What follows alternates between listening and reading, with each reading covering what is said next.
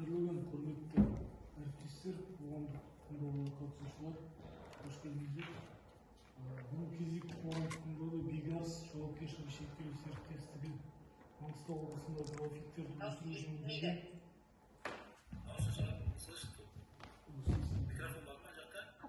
Я микрофон меселепті?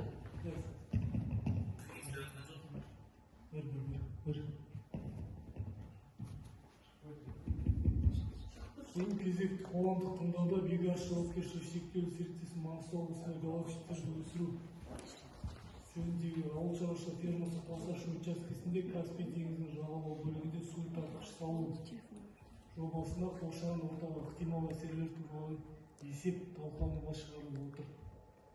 Қоғамдық тыңдау Қазақстан Республикасы экология кодексінің 73 бабына және Қазақстан Республикасы экология, геология және табиғи ресурстар министрінің 2021 тамызда номер 286 қоғамдық тыңдаулар өткізу қағидаларын бекіту туралы бұйрығына сәйкес өткізіліп отыр. Қоғамдық тыңдаудың төрағасы ретінде мен Айтбаев Қоныс Есболсын, Құрық әкімінің орынбасарымын. Хатшы ретінде Бастау Innovation жауапкершілігі шектеулі серіктестігінің өкілі Сақтау Самал Махамбетовның кандидатурасын ұсынамыз. Қарсылық жоқ па? Аталған қоғамдық тыңдаудың мақсаты Бигаз жауапкершілігі шектеулі серіктестігі жоғарыда көрсеткен жобаларды талқылау. Ендігі кезекте қоғамдық тыңдаудың регламентіне тоқтала кетсек, баяндама жасауға 10 минут уақыт беріледі. Одан кейін баяндамаға сөйлемдеушілерге сұрақ қоюға 3-5 минут уақыт аралығында беріледі. Регламентпен келіссеңіздер, қоғамдық тыңдауды ашық деп жариялаймын. Күн тәртібіндегі мәселе бойынша баяндамашыға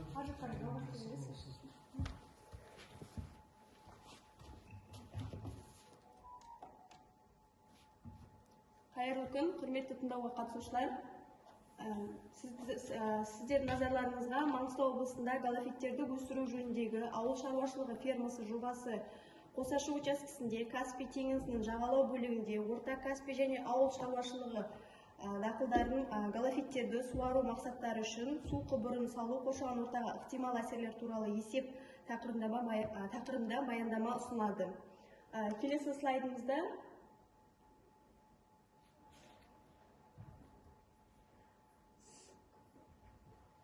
Келесі слайдымызда жобаның мақсаты галофит фермасын ұйымдастыру, ауыл шаруашылық жобасы үшін теңіз суын суару жүйесін ұйымдастыру.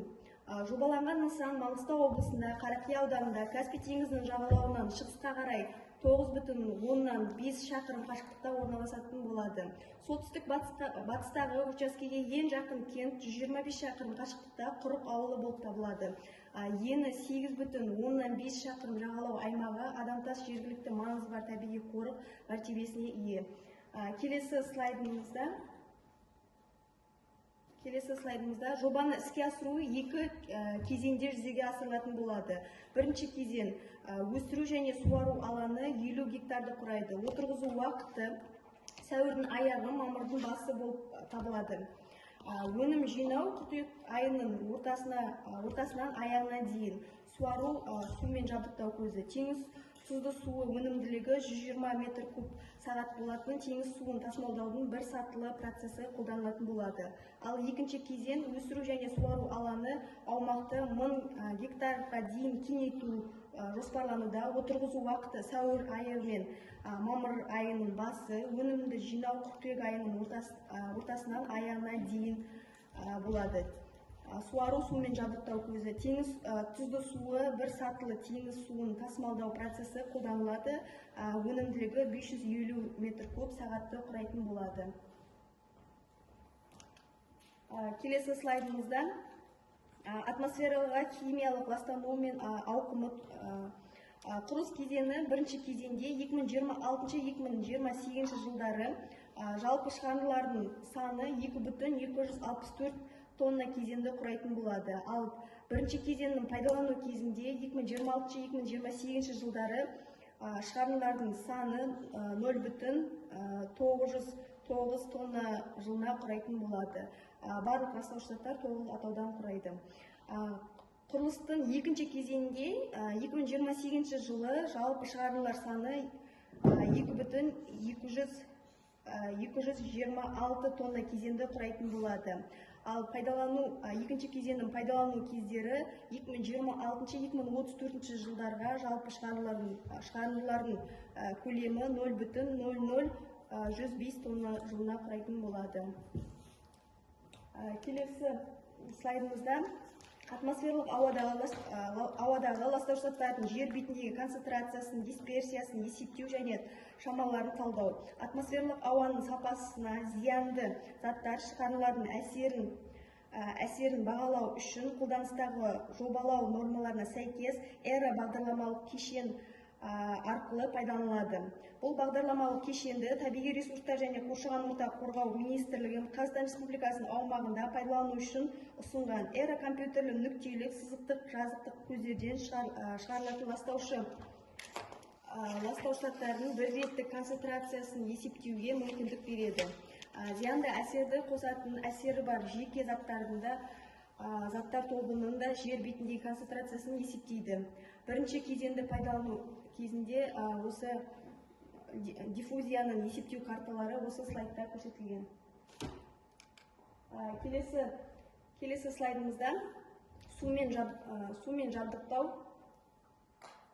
Келесі слайдымызда жобаланатын объект үшін НМУ кезеңіне арналған іс-шаралар. Қазақстан Республикасы экология, геология және табиғи ресурстар министрлігінің 2021 жылғы 10 наурыздағы номер 63 бұйрығымен бекітілген қоршаған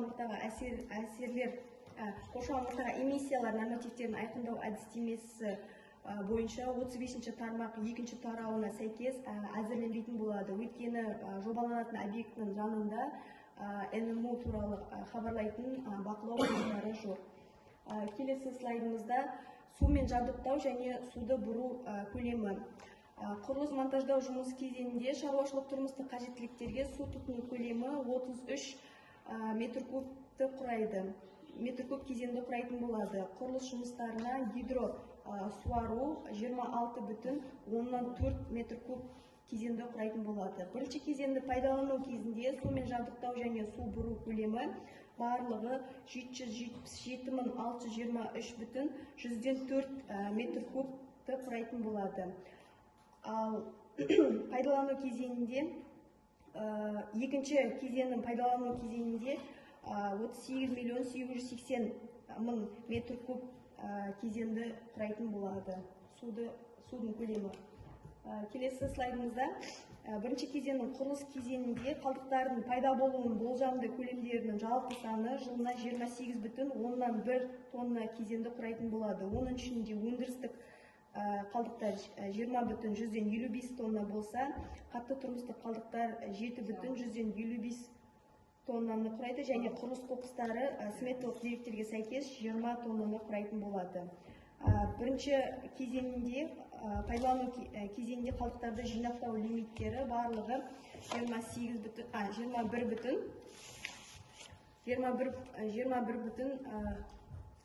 тоннаны құрайды. Келесі слайдымызда екінші кезеңнің құрылыс кезеңінде қалдықтардың пайда болуының болжамды көлемдерінің жалпы саны жылына 17,165 тонна кезеңді құрайтын болады. Оның ішінде өндірістік қалдықтар 10,1 тонна болса, қатты тұрмыстық қалдықтар 7,155 тоннаны құрайды және құрылыс қоқыстары 10 тоннаны құрайды. Осы екінші кезеңді пайдалану кезіндегі қалдықтар жинақтау лимиттері 122,5 тоннаны құрайды.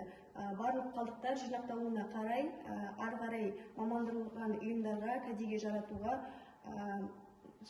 немесе өңдеуге жіберілетін болады. Келесі слайдымызда жобаның әсерін бағалау. Жалпы алғанда жобаның пайдалану кезінде 10 ретінде қоршаған ортаға әсер күтіледі. Құрылыс кезеңінде әсер шамалы төмен деңгейі ретінде бағаланады. Жобаны іске асырудың бірінші кезеңінде су алу учаскесінен келтірген залал жылына 18,547 теңгені құрайды. Және де жобаны іске асырудың екінші кезеңінде су алу учаскелерінің келтірілген залал жылына 147,991 теңгені құрайтын болады. Осымен баяндама аяқталды. Başka sorularınız var mı? Komentar düşse. Adamın öykü ışığında ben жексенбілдеп іштеген ағамыз келіп отыр. Ол кісіге сұрақтар болса. Жалпы бір халыққа түсінікті тілде бір қысқаша айтып өтсеңіз.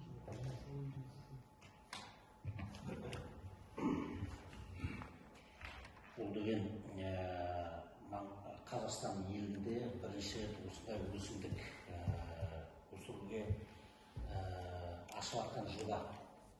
Бұндай шөптер біз жақта өсіп көрген жоқ. Бұндай шөптер көбісі Израиль, Араб жақтарында, Аргентина, Бразилия сол жақтарда өсірген.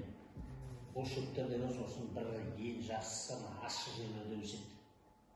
Топырақ ащы болу, су ащы болу, сол үшін біздің Каспий теңізіміздің суын зерттегенде тұзы, пайдаға асатын тұзы несі именно осы Қарақия ауданында пайда болды, табылды. Сол сөйтіп сол шөптерді осы жерде өзіңіз жаңа слайдта көргендей үлкен жер көлемін алып, жер алаңын алып, сол сөйтіп жігіттер бастап жатыр. Біздің заказчиктеріміз Бекарс деген компания өзіміз сияқты жас жігіттер бастап жатқан. Үлкен уже несін алауса түнде бастап кетемін деп қазір ана жерде вахтовыйларды бәрін дайындап сол сөйтіп жинақталып отыр оларды уже.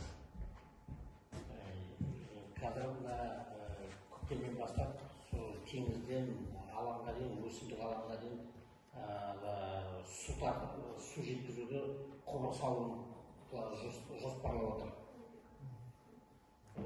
Бұл жерде мен өзім ойлайтыным не жақсысы, қазір егер жақсылап, дұрыстап, өндіріп, бәрі дұрыс болып кетіп жатса, бізде Қазақстанда ащы жер көп қой.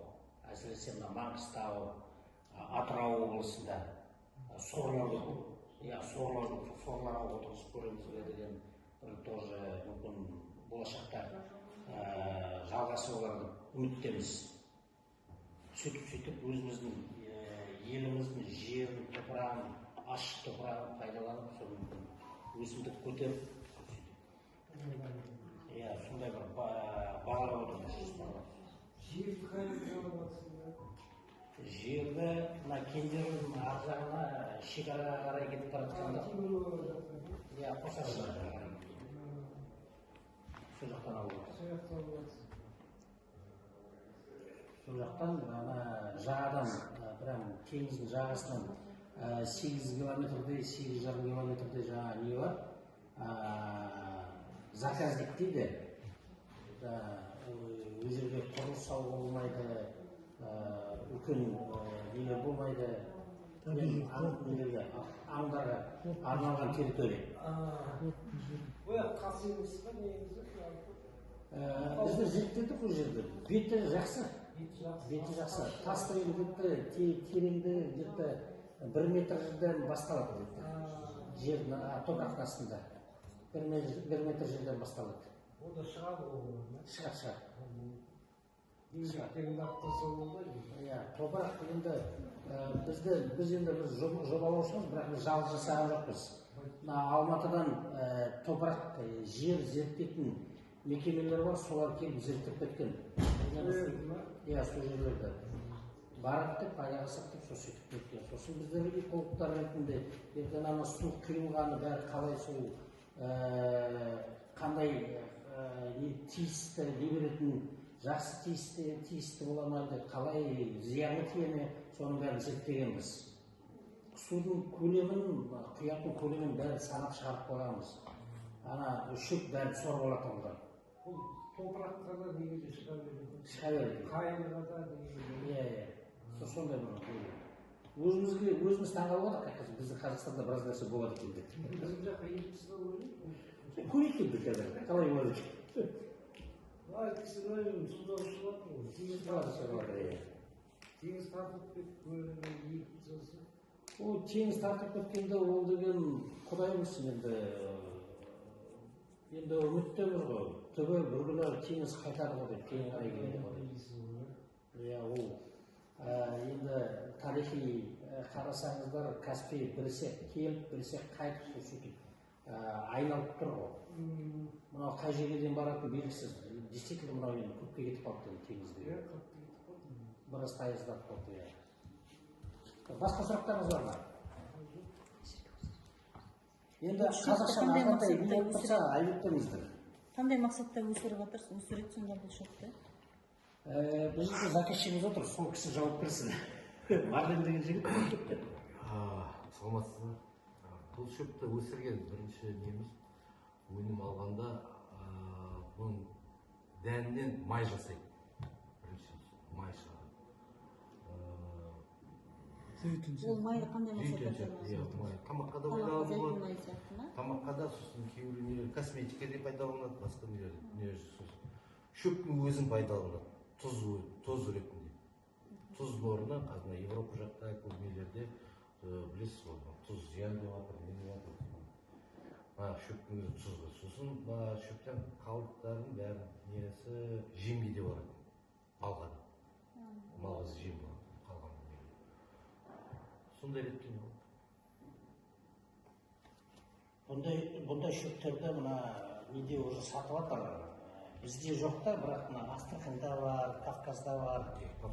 Банкымен саламатта салады, не жиітті, оны бар, ана сабақтар бар ма стручектер? Қазақшалап айтқанда бұл галофит дейміз, қазақшалап айтқанда бұл соран. Соран? Бірақ та бізде өсіп жатқан сорандар ол не бұл? Жабай өсіп жатқан. Жабай соран. Анау жабай емес, уже оккультивированный. Дұрса біздің жерге лайықты осы жылы қарап жатыр түрлі дәндер 3-4 түрінен. Қазір 2 түріне тоқтадық, соларды қараймыз. Сол 2 түрінен ендігі жыл суарып, қайсы жақсы шығады, қайсы біздің сол технология біздің өндірейін деп. Маңғыстау ендірсе, соны бара-бара халықтың бәрі соны егеді ғой, сосын. Еткісі келеді. Біз бірінші жасап жатқанымыз мына жоба испытательный лаборатория. Сіз бірден айтайын деп едіңіз бе? Естіп тұр, иә. Айта беріңіз. Ассалаумағалейкум бәріне. Енді сол жобалардың басында жүрген азаматтардың атынан біз айтайын дегенім, жалпы галофит деген бұл тұзды өсімдік деген мағынаны білдіреді баламасында. Тұзды топыраққа салыстырмалы түрде оңай бейімделеді және тұзды суға өсетін өсімдіктердің бірі. Яғни соран, қарақұйрық, жұмсан, осы тектес шөптердің бір тегі. Негізі бұны алынатын өнім зығыр май сияқты, оливковый май сияқты өндірісте жер өнеркәсіпте қолданатын майлардың бір түріне пайдаланады. Және одан қалған қалдықтарды мал шаруашылығында, балық шаруашылығында, яғни тамақ ретінде, қоректену ретінде осындай шығындармен, яғни осындай жерге жұмсалады. Жалпы енді қазір 0,02, яғни 20 квадраттай жерге егіп қарап жатырмыз. Біз үлкен биге шыққан жоқпыз көлемге. Сондықтан қазіргі пилотный проект дейді ғой, балама проект ретінде қарастырып жатырмыз. Енді әлі біз бірінші кезеңін өтіп жатырмыз, екінші кезеңін айтпағанның өзінде. Сондықтан енді әлі жетістіктер алда деп әлі жұмыс жасаймыз. Енді алғы көктемде тағы да егістік жұмыстары басталайын деп тұр. Енді бағана су жеткізу жайлы бағана Дәрмен азамат айтып кетті ғой. 8 километрдің үстінде труба тартылып, сол тұз су соған бері қарай жеткізіледі деп үлкен генераторлармен, үлкен насостармен. Жалпы енді осы қазақ елінде бірден бір жасалып жатқан осы ауқымды жұмыстың бірі, оған сіздердің тараптарыңыздан көмек, қолғабыс, поддержкаларын сұраймыз. Өзіміз бір қазақ болып бірімізге, яғни жұмысымызды ілгері жүруге кедергі жасамайды деп ойлаймын сіздер. Рахмет осы айтқанды тыңдағанды көңіл бөлгендеріңізге. Онлайн отырған қыздарда сұрақ бар ма екен? Департамент, УПР. Жоқ, аяқтай беріңіздер. Басқа сұрақтар болмаса қоғамдық тыңдауды өтті деп есептейміз және келгендеріңізге рахмет. Осыны қорытындыласақ, рахмет. Жабық тыңдау. Сау болыңыздар.